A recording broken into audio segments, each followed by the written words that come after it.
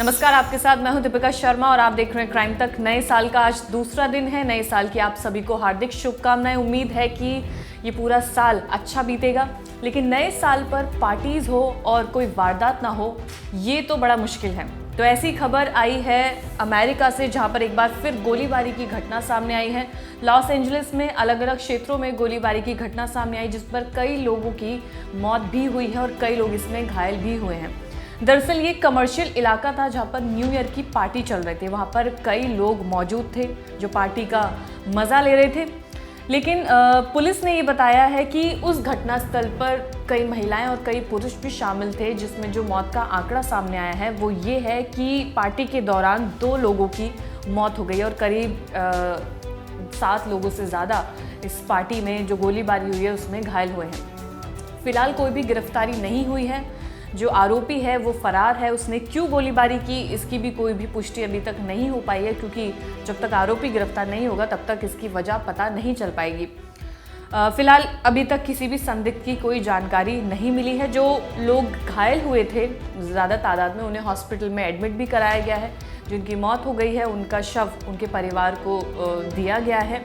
लेकिन ये हमेशा न्यू ईयर की पार्टी के दौरान भारत में भी कई जगहों पर होता है, क्योंकि ये वर्ल्ड क्राइम बुलेटिन है, तो इसमें अमेरिका की खबर सबसे पहले सामने आई है कि न्यू ईयर के दौरान ये गोलीबारी हुई है और लोगों को चोट भी लगी और कई लोगों की इसमें मौत भी हुई है। और अगली खबर साउथ कोरिया से आई है, जहां पर विपक्षी नेता जिनका नाम ली जे म्यूंग है, उन पर शहर बुसान में यात्रा के दौरान उन पर हमला किया गया है। उन्हें मारने की कोशिश की गई। उनके गर्दन के इतनी नज़दीक आकर हमलावर ने उन पर हमला किया है। जो वजह इसके पीछे बताई गई है वो अभी तक सामने नहीं आई है, लेकिन इस हमलावर को, आरोपी को गिरफ्तार कर लिया गया है। दरअसल एक हवाई अड्डे के निर्माण का दौरा कर रहे थे ये विपक्षी नेता, जिस दौरान ये हमला इन पर होता है। आसपास कई लोगों ने इन्हें घेरा हुआ होता है। जर्नलिस्ट वहां पर मौजूद थे जो उनसे बातचीत कर रहे थे, उनकी तस्वीर ले रहे थे, उनके ऑटोग्राफ ले रहे थे। उस दौरान ही ये घटना हुई है।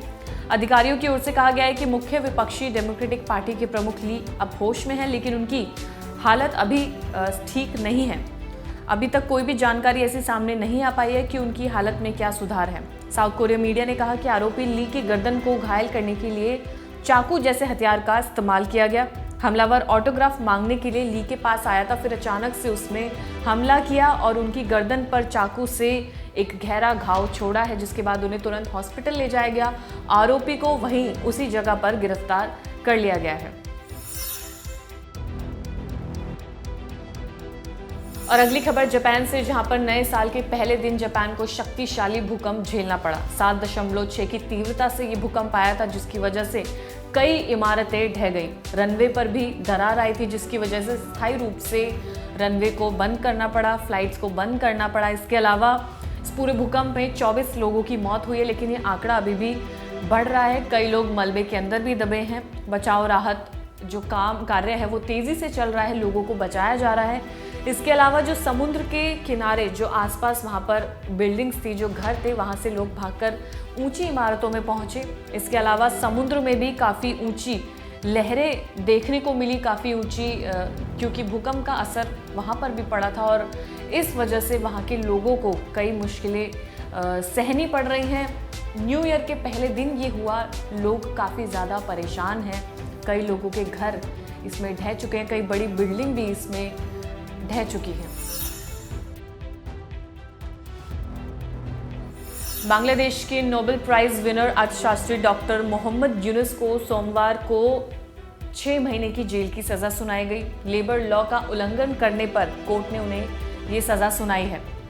उनके समर्थकों ने देश में आम चुनावों से पहले यूनुस की इस सजा को राजनीति से प्रेरित करार दिया है। उन्होंने कहा है कि ये सब राजनीति के तहत किया जा रहा है।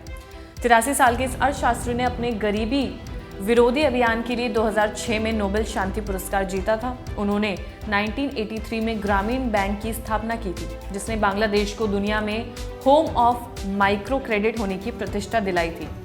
यूनुस ने ग्रामीण टेलीकॉम नाम की कंपनी भी स्थापित की। यूनुस और उनके 3 सहयोगियों पर श्रम कानूनों का उल्लंघन करने का आरोप लगाया गया था, क्योंकि वो इस कंपनी में वर्कर वेलफेयर फंड बनाने में विफल रहे थे, जिसके बाद उन्हें ये 6 महीने की जेल की सजा सुनाई गई है। और अब अगली खबर, एक रिपोर्ट के मुताबिक साउथ कोरिया अब नॉर्थ कोरिया के तानाशाह किम जोंग की हत्या करने के लिए एक हत्या अभ्यास चला रहा है, जिसे डीकैपिटेशन ड्रिल कहते हैं। साउथ कोरिया के डिफेंस मिनिस्टर ने कहा कि नॉर्थ कोरिया का सामना करने के लिए तानाशाह की हत्या एक ऑप्शन है। इसके लिए हमारी सेना ड्रिल कर रही है। इसके अलावा परमाणु हथियारों की तैनाती को भी ऑप्शन में रखा गया है। इसकी तैयारी भी की जा रही है।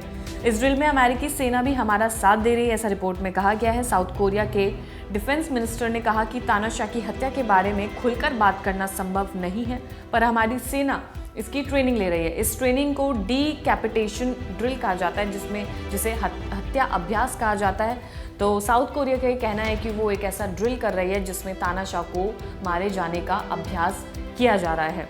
और फिलहाल इस वर्ल्ड क्राइम बुलेटिन में इतना ही। ताज़ा खबरों के लिए देखते रहिए क्राइम तक।